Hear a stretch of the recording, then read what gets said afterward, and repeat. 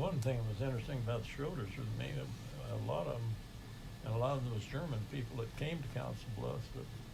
That there were a bunch of Mormons. I didn't know Mormons came from Europe, but they came from Sweden and up through there. Yeah, that's where a lot of his family is.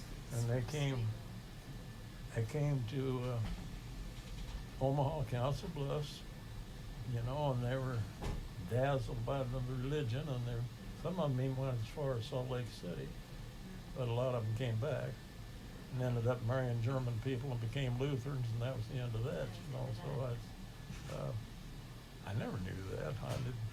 To me, I thought the Mormons all started over here. I didn't know it started over there. So I don't know the history of that. you learn a lot of history when you start going through that about stuff. everything. It's just some of it's very confusing too. When we went into the Schroeders, and when Steve was buried, and you got in there, and you took care of business there, but all of the other graves, and it wasn't big. It wasn't a big area. He's talking about the cemetery where my father-in-law was buried. The cemetery in Sydney. And the different monuments and things in there, and the dates that were from it. It was mesmerizing. And it's old. Yeah. Well, are they buried up at Kingston? They're buried, Outside of Sydney. yeah, just a little bit west of Sydney, right on top of the bluff that overlooks the interstate. It's, I don't know the name. Of course, a lot of those counties but, got their names changed through the years too, and that really throws you a curve when you get into that. yeah, So. probably.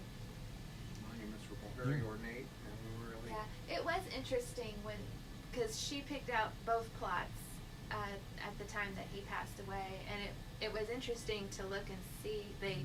The people who owned the land at the time told us about this area was for people. I think that she called them vagrant population. She said they're people that didn't. It was like they didn't pay to be buried there or something. They poor people, and so they didn't mark. They don't know who's in those graves. They know there's somebody there, and then there's a lot of military graves up there, and it's just kind of interesting. And now they took some roads out and filling in between, so where Steve and Carol will be are between two really old areas there. It is interesting to see the gravestones. You know, there's really, really old ones that you can't even read anymore because they're so old and the writing is flush with in the stone. 1800s.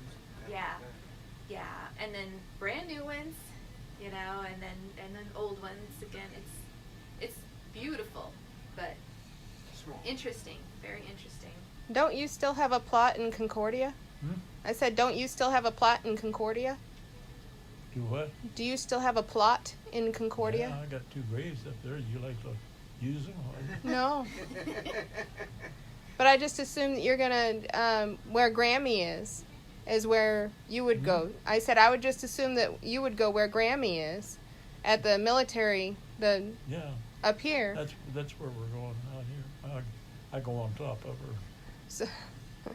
So then what happens to the Concordia? Do those just remain?